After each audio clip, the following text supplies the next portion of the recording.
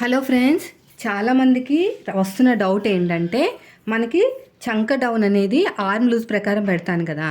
అప్పుడు చంక డౌన్ కన్నా మీరు హైట్ అనేది తక్కువ తీసుకున్నప్పుడు డౌన్ ఎంత తీసుకోవాలనేది చాలామంది డౌట్. అది ఎప్పుడు 5 ఇంచుల కన్నా తక్కువ వచ్చినప్పుడు. ఇది నాకు హ్యాండ్ హైట్ వచ్చేసి 3.5 ఉంది, ఓకేనా. ఇది హ్యాండ్ హైట్ 3.5, ఇక చూడండి. కానీ నాకు ఆర్మ్ లూజు 8.5. 8.5 అంటే మన మెథడ్ ప్రకారం ఎంత పెట్టాలి? 3.5 పెట్టాలి. సో నేను 3.5 పెడితే ఎక్కడికి వస్తుంది? ఇక్కడ కూడా వస్తుంది 3.5.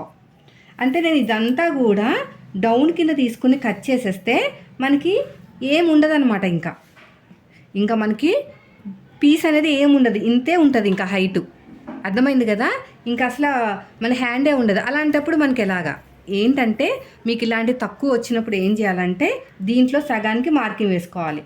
3.5లో సగం వచ్చేసి 1.78 దాకా వస్తుందన్నమాట.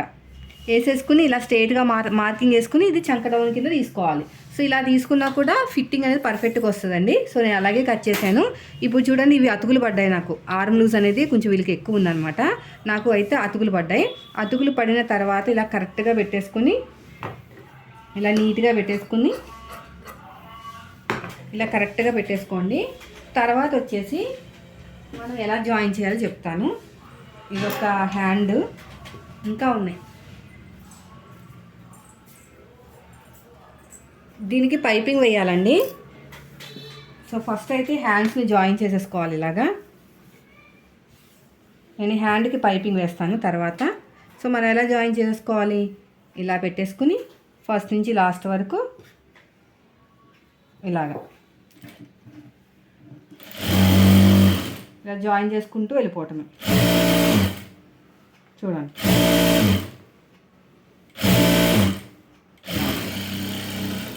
ఇది అయిపోయిన తర్వాత ఇది తిప్పేసుకుని ఇంకో జాయింట్ తర్వాత ఇలాగా నేను పైపింగ్ వేస్తాను ఇలా నీట్గా. ఇది ఫ్రంట్ పార్ట్.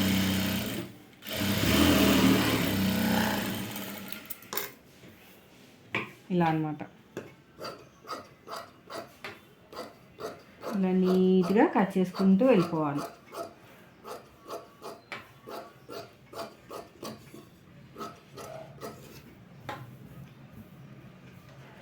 ఇక్కడ కూడా అంతే.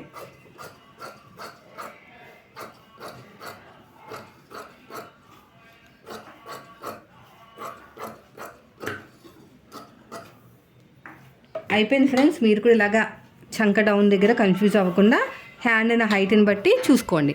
వీడియో నచ్చితే మాత్రం లైక్ చేయండి. Thank you for watching.